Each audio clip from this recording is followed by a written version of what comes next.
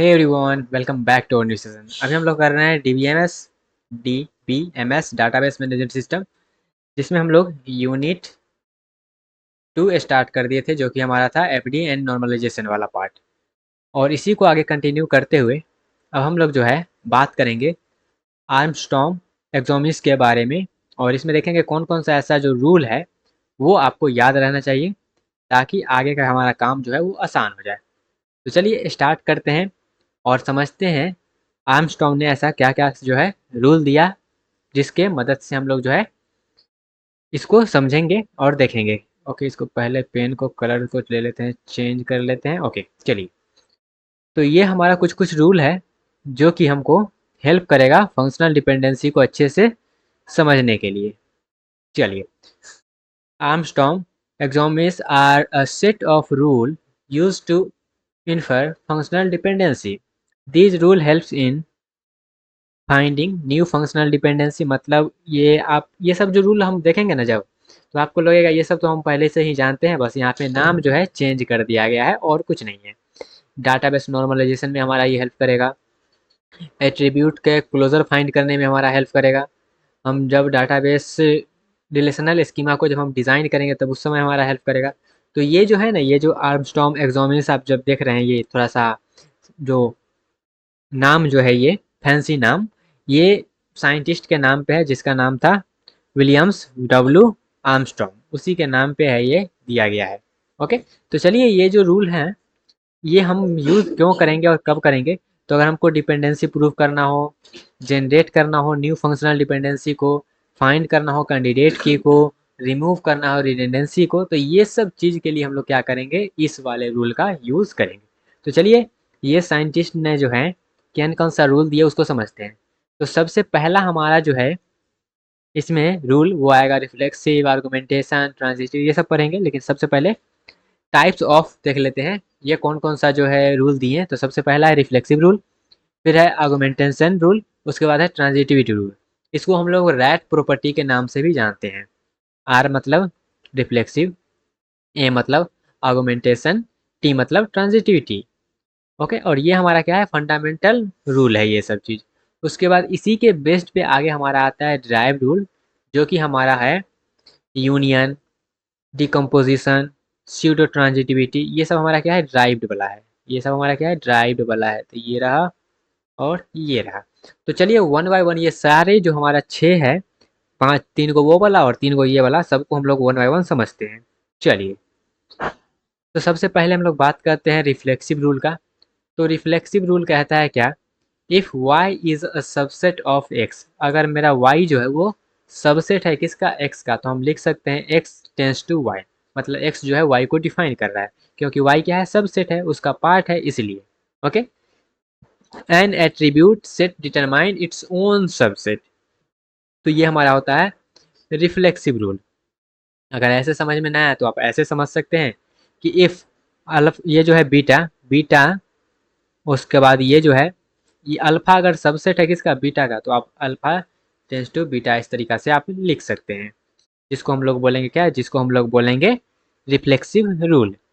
जैसे कि एग्जांपल के लिए समझिएगा, तो जैसे मान लेते हैं एक्स बराबर हमारे पास ए बी है और वाई बराबर ए है, तो आप कह सकते हैं ए बी टेंस टू ए।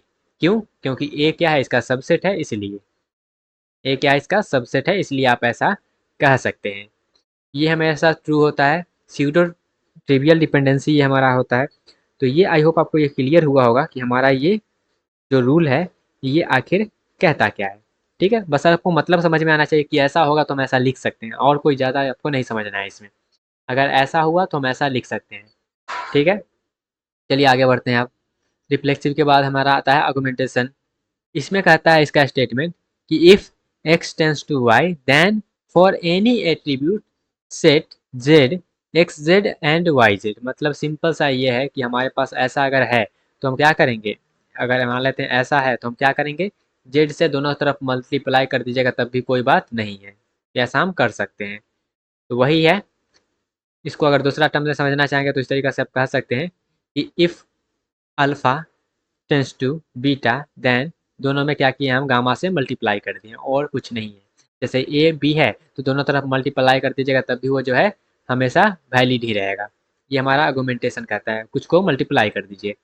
अगला हमारा जो है वो है ट्रांजिटिविटी, मतलब ए से बी, बी से सी या तो सी से ए, इस तरीका से आप सुने होंगे ट्रांजिटिविटी का। तो इसका स्टेटमेंट ये कहता है कि एक्स से वाई है एंड वाई से जेड है, तो एक्स से हमारा जेड भी होगा, एक्स से जेड भी होगा, ये ट्रांजिटिविटी है हमारा। इफ अल्फा से बीटा, बीटा से गामा, देन अल्फा से गामा हमारा होगा ही होगा। जैसे एग्जाम्पल के लिए समझिएगा, ये मेरा दिया गया है, इसको आप इस तरीका से समझ लीजिए कि ये दिया गया है, उसके बाद एंड ये हमारा दिया गया है, तो आप कह सकते हैं कि ये भी मेरा होगा, इस तरीका से फॉलो करेगा। ठीक है, समझ में आया? आई होप आपको ये दोनों क्लियर होगा। अगर ऐसा है तो हम कह सकते हैं कि ऐसा हमारा होगा ही। इसको थोड़ा सा इधर से कर लेते हैं। Okay, transitivity. अगला हमारे पास जो है वो यूनियन। यूनियन सिंपल सा, अगर एक्स से वाई है, एक्स से जेड है, तो दोनों तो सेम ही है ना, तो एक्स से आप कर सकते हैं वाई जेड, दोनों को कॉमन निकाल लीजिए। ओके, जैसे कि यहाँ पे रोल नंबर से नेम है और रोल नंबर से ब्रांच है, तो रोल नंबर से नेम और ब्रांच दोनों आप कर सकते हैं, रोल नंबर से नेम और ब्रांच दोनों। उसके बाद अगला हमारे पास है डिकम्पोजिशन रूल। डिकम्पोजिशन रूल क्या कहता है, अगर हमारे पास सेम दिया गया है तो उसको जो है आप तोड़ के लिख सकते हैं। जैसे ऐसा दिया गया तो आप उसको उलट के ऐसा लिख सकते हैं, अगर ऐसा दिया गया तो ऐसा, अगर ऐसा दिया गया तो ऐसा। इसको जस्ट आप उलट के लिख दिए और कुछ नहीं है, इसी को हम बोलते हैं डिकम्पोजिशन। उसके बाद हमारा है pseudo transitivity rule. Pseudo transitivity rule ये कहता है कि अगर मान लेते हैं एक्स से वाई है, ठीक है, अगर डब्लू वाई से जेड है, तो इस वाई के जगह पर आप क्या कर सकते हैं, एक्स डाल सकते हैं। क्यों? क्योंकि वाई जो है वो एक्स से आ रहा है, तो ये हमारा होता है स्यूडो ट्रांजिटिविटी। इसका भी हम लोग यूज़ करेंगे जब कैंडिडेट की वगैरह फाइंड करेंगे तब। तो ये सब चीज़ आपको जो है, ये 6 रूल आपको मालूम होना चाहिए। आई होप आपको ये 6 रूल समझ में आ गया होगा। समझ में आ गया गाइस, 6 रूल? ओके, चलिए फिर से एक बार रिवीजन करवा देते हैं। सिंपल सा है, ये जो साइंटिस्ट है 6 रूल दिए हैं, जिसके हेल्प से हम लोग क्या करेंगे, आगे का काम अपना आसान कर लेंगे, और इसी के यूज़ से हम लोग जो है आगे कैंडिडेट की वगैरह फाइंड करेंगे। सबसे पहला हमारे पास आता है रिफ्लेक्सिव। रिफ्लेक्सिव सिंपल सा कहता है, अगर सबसेट है तो उसको आप लिख सकते हैं इस तरीका से, ठीक है। अगर मान लेते हैं दोनों में कॉमन है तो उसको क्या करिएगा, उस तरीका से लिख दीजिए। उसके बाद हमारा अगला आता है आर्गुमेंटेशन। ये कहता है कि अगर एक्स से वाई है तो दोनों में, दोनों तरफ मल्टीप्लाई कर दीजिए, कोई बात नहीं होगा। मल्टीप्लाई करने का मतलब ये है कि दोनों तरफ कोई और की आप ऐड कर देंगे तब भी कोई फर्क नहीं पड़ने वाला है। अगला है ट्रांजिटिविटी, जो कि हमारा कहता है एक्स से वाई है, वाई से जेड है, तो आप जो है लिख सकते हैं एक्स से जेड। उसके बाद अगला हमारे पास है यूनियन रूल, जो कि कहता है कि आप जो है दोनों, अगर एक्स से वाई है, एक्स से ही जेड है, तो आप एक्स से जो है दोनों को मिला के कंबाइन करके लिख सकते हैं। उसके बाद डिकम्पोजिशन जस्ट इसके रिवर्स है। उसके बाद स्यूडो ट्रांजिटिविटी है, जो कि कहता है एक्स से वाई, डब्लू वाई से जेड, देन आप एक्स के जगह पर जो है, वाई के जगह पर जो है एक्स लिख सकते हैं। क्यों? क्योंकि वाई जो है वो एक्स से ही आ रहा है। ओके, आई होप आपको ये क्लियर हुआ होगा। तो ये कुछ कुछ रूल रहा। चलिए एक और छोटा सा टॉपिक है, इसको समझ लेते हैं क्योंकि ये भी आगे हमारा यूज़ होगा, जो कि है एट्रीब्यूट क्लोजर। इसको भी हम लोग फटाफट से समझ लेते हैं गाइस। तो एट्रीब्यूट क्लोजर का मतलब होता क्या है वो समझिएगा, उसके बाद हम कैसे निकालते हैं इसको वो समझेंगे। तो एट्रीब्यूट क्लोजर का सिंपल सा मतलब होता है, the attribute closure of an attribute set X is the set of all attributes that can be functionally determined from X. functionally determined from X। अगर मान लेते हैं X का आप एट्रीब्यूट निकालना चाहते हैं, एट्रीब्यूट का क्लोजर निकालना चाहते हैं। क्लोजर का मतलब सिंपल सा, उससे कौन कौन सा जो जुड़ा हुआ एट्रीब्यूट है वो, तो आप कैसे निकालेंगे, उसका मतलब क्या होता है, उसका मतलब होता है जो भी उससे फंक्शनली डिटरमाइन हो रहा है उसको आप क्या करो, उसमें ऐड करते रहो। The attribute closure of an attribute set X is the set of all attribute that can functionally determine from X. X से जो भी फंक्शनली डिटरमाइन हो रहा है उसको आप निकाल लो, उसको हम लोग बोलेंगे एट्रीब्यूट क्लोजर। जैसे कि इसका सिंबल ये होता है कि हम सबसे पहले जैसे मान लेते हैं एक्स का क्लोजर निकालना है ना, तो एक्स लिख देते हैं बक्सा में बंद करके, उसके बाद प्लस लगा दीजिए, तो इस तरीका से हम जो है क्लोजर को डिनोट करते हैं, ये इसका सिंबल है। ओके, तब आप मान लेते हैं किसी का भी आप क्लोजर निकालिएगा, तो उसका क्लोजर सबसे पहले वो खुद तो होगा ही, जैसे एक्स का आप क्लोजर निकालना चाहते हैं तो एक्स इट सेल्फ होगा ही अपना क्लोजर। तो जब भी आप क्लोजर निकालें तो सबसे पहले उसी एलिमेंट को आप लिख लेंगे। ओके, उसके बाद हम लोग क्या करेंगे, all attribute derived using functional dependency. देखेंगे कौन फंक्शनल डिपेंडेंसी दिया गया, उसके अकॉर्डिंग हम क्या करेंगे, उसको डिराइव करेंगे। एट्रीब्यूट क्लोजर की हेल्प से हम लोग जो है कैंडिडेट की फाइंड करेंगे, सुपर की फाइंड करेंगे, वेरीफाई करेंगे, डिकम्पोजिशन को नॉर्मलाइज करेंगे। ये सारी कांड हम लोग जो है एट्रीब्यूट क्लोजर की मदद से करेंगे। तो चलिए समझते हैं सबसे पहले कि हम किस तरीका से एट्रीब्यूट क्लोजर निकालेंगे। तो सबसे पहले हम क्या करेंगे, जो भी दिया गया है जिसका क्लोजर निकालना है हम उससे स्टार्ट करेंगे। उसके बाद ऐड करेंगे एट्रीब्यूट को जो भी फंक्शनली डिपेंडेंट है करेंट एट्रीब्यूट पे उसको। उसके बाद इसी स्टेप को हम क्या करेंगे, बार बार फाइंड करते रहेंगे। जैसे कि कैसे करना है वो समझिएगा। जैसे कि एग्जाम्पल आपको कुछ इस तरीका से दिया हुआ रहेगा। अगर यहाँ पे हम एक एग्जाम्पल लें, ओके, चलिए पहले ये सस्ता एग्जाम्पल लेते हैं, उसके बाद आपको ये स्टेप वाला समझ में आ जाएगा अच्छा से। देखिएगा, जैसे सपोज करिए आपके पास क्या गिवन रहेगा, तो आपके पास गिवन ये रहेगा कि एक रिलेशन दिया गया है R A B C D. इसको आप इस तरीके से, ये जो रिलेशन है ना, इसका मतलब ये है कि आर एक कोई हमारा रिलेशन है, नाम है, और इसमें A B C D E F ये सब क्या है, ये सब कॉलम है। इसका मतलब ये होता है। ठीक है, तो जब भी इस तरीका से दिया हुआ है उसको आप अंडरस्टैंडिंग करना जरूरी है कि ये इसका मतलब होता क्या है। ऐसा मत समझिएगा जो ये आर दिया गया ये कुछ और है। ये कुछ और नहीं, बस ये टेबल का नाम है आर। उसके बाद ये ए हो गया, बी हो गया, सी हो गया, डी हो गया, ई हो गया और एफ हो गया। ये सब क्या है, ये सब हमारा कॉलम का नाम है। ये सब क्या है, कॉलम का नाम है। आई होप आपको ये समझ में आया होगा ये आखिर है क्या। तो ये दिया आपको रहेगा।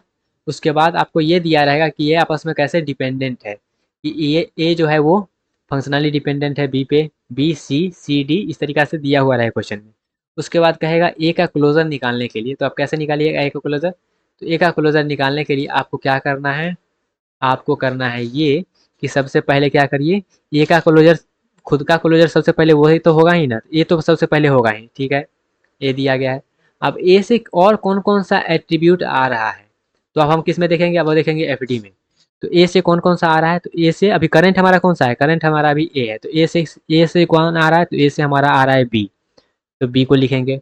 बी से अब यहाँ पे ए से तो कोई और कुछ आ नहीं रहा है, ठीक है। अब बी बचा। अब करंट कौन है, करंट हमारा बी है। अब बी से क्या क्या आ रहा है, तो बी से हमारा आ रहा है, बी से देखिएगा सी आ रहा है, बी से हमारा सी आ रहा है। तो बी से सी आ गया। बी से और कुछ तो आ नहीं रहा है, अब कौन सा बचा, सी। तो सी से क्या आ रहा है, सी से आ रहा है डी, ठीक है। डी से क्या आ रहा है, ई। ई से क्या आ रहा है, एफ। अब तो कुछ आ नहीं रहा है, तो यही हमारा क्या हुआ, ए का एट्रीब्यूट का, ए एट्रीब्यूट का ये क्या हुआ, क्लोजर हुआ। सेम उसी तरह से बी का निकालिएगा, तो बी से क्या आ रहा है, बी से हमारा आ रहा है सी। सी से फिर आ रहा है डी, डी से आ रहा है ई, ई से आ रहा है एफ। तो ये इसका एट्रीब्यूट का क्लोजर हो गया। मतलब जो आ रहा है एफ डी से वो हम क्या करेंगे, उसमें ऐड करते रहेंगे करते रहेंगे करते रहेंगे, तो उसका जो है फाइनल हमारा वो क्लोजर मिल जाएगा। अब चलिए स्टेप बाय स्टेप आपको समझा देते हैं कि कैसे हम किए हैं। जैसे कि आपके पास ये गिवन रिलेशन रहेगा, एफ डी दिया रहेगा, और उसके बाद कहेगा ए क्लोजर निकालो। तो इसको हम कैसे निकालेंगे, इसको निकालने के लिए हम लोग जो है सबसे पहले स्टेप वन क्या करेंगे, स्टार्ट करेंगे ए से। तो ए से स्टार्ट करेंगे तो सबसे पहले ए तो आएगा ही, ओके। उसके बाद अभी करंट हमारा कौन सा है, करंट हमारा ए है। तो अब देखना है कि हमारा जो है ए से क्या आ रहा है, तो ए से हमारा आ रहा है बी आ रहा है। तो अब क्या करेंगे, ऐड कर लेंगे बी को, ठीक है। उसके बाद क्या करेंगे, उसके बाद देखेंगे ए से तो और कुछ आ नहीं रहा है। अब हमारा करंट कौन आ गया, करंट हमारा अभी यहाँ पे ए है, अब करंट हमारा क्या हो गया, बी हो गया।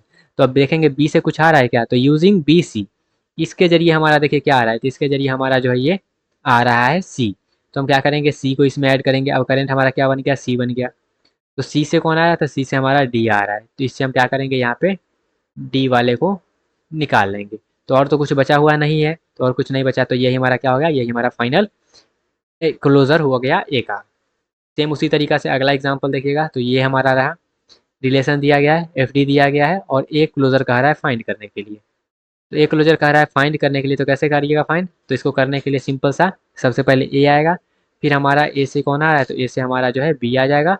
उसके बाद जो है बी से कौन आ रहा है, तो बी से सिंपल सा फिर से ए आ रहा है। तो बी से फिर से ए आ रहा है, तो ये तो ऑलरेडी हमारा है ही। तो इसको फिर से हम क्या करेंगे, ऐड नहीं करेंगे। जो एक बार ऐड हो गया तो हो गया, उसको फिर से दोबारा ऐड नहीं करना है, ठीक है। तो इस तरीका से हम लोग जो है एट्रीब्यूट क्लोजर निकालते हैं। आई होप आपको ये समझ में आया होगा गाइस कि कैसे हम लोग जो है एट्रीब्यूट क्लोजर निकालते हैं। समझ में आ गया, मज़ा आया। चलिए समझ में आ गया तो अच्छी बात है, नहीं आया तो फिर से इसको जो है यहाँ पे बहुत सारा एग्जांपल ऑलरेडी हम दे दिए हैं, इसको आप फाइंड कर लीजिएगा। चलिए एक और इसमें हम ले लेते हैं। जैसे सपोज करिएगा यहाँ पे हमारे पास क्या है, यहाँ पे हमारे पास है बीई का हमको क्या करना है, क्लोजर लेना है। तो बीई का क्लोजर जब लेना है तो सबसे पहले बीई तो आएगा ही, क्योंकि वो है ही, तो बीई तो सबसे पहले लिख ही देंगे। उसके बाद देखना है बी से या फिर ई से कुछ और आ रहा है क्या। तो बी से देखिएगा कौन आ रहा है, बी से हमारे पास आ रहा है सी, तो बी से आ गया सी, ठीक है। बी से आ गया सी, बी से और कुछ नहीं आ रहा है। क्या ई से कुछ और आ रहा है क्या, ई से आ रहा है एफ, ठीक है। इसका भी काम हो गया, इसका भी हो गया, इसका भी हो गया। अब कौन सा है हमारे पास है सी, तो सी से कुछ और आ रहा है क्या, तो सी से आ रहा है डी, ठीक है। सी का भी हो गया। उसके बाद एफ से कुछ आ रहा है, एफ से कुछ नहीं आ रहा है, इसका भी हो गया। डी से कुछ आ रहा है, तो डी से हमारे पास आ रहा है ई, ई ऑलरेडी हम ले चुके हैं तो इसका भी हो गया। तो ये हमारे पास क्या हुआ, ये हमारे पास हुआ इसका क्लोजर। अब इसी को आप क्या करिएगा, रीअरेंज करके लिख दीजिएगा क्या, B C E, B C D E F. तो ये इसका क्या हुआ, इसी को अरेंज करके हम इस तरीके से लिख देते हैं। आई होप आपको ये चीज़ समझ में आया होगा कि कैसे हम लोग जो है क्लोजर निकालते हैं। क्लियर हुआ, समझ में आया, मज़ा आया बिल्कुल। तो इस तरीक़ा से जो भी हम बचा हुआ है उसको आप जो है निकाल लेंगे, फाइंड कर लेंगे, इस तरीक़ा से आपका क्लोजर निकल जाता है। ये इंपॉर्टेंट है क्योंकि इस पे बेस पे जो है गेट का भी क्वेश्चन आया हुआ है, उसको भी हम लोग लेंगे, तब आपको अच्छे से समझ में आ जाएगा। तो एट्रीब्यूट क्लोजर तो समझ में आया, सिंपल सा है, कुछ नहीं करना है, बस उसके एफडी में देखना है और जो उससे आ रहा है उसको बार बार उसमें लेते रहना है, लेते रहना है, लेते रहना है। ठीक है, तो मिलते हैं गाइस अपने अगले सेक्शन में, जहाँ पे हम लोग सबसे इंपॉर्टेंट कंसेप्ट जो है एफडी एंड नॉर्मलाइजेशन का उसको स्टार्ट करेंगे, जो कि हमारा है की का कंसेप्ट। ओके, तो मिलते हैं अपने अगले सेक्शन में, तब तक के लिए bye bye, tata, take care and all the best.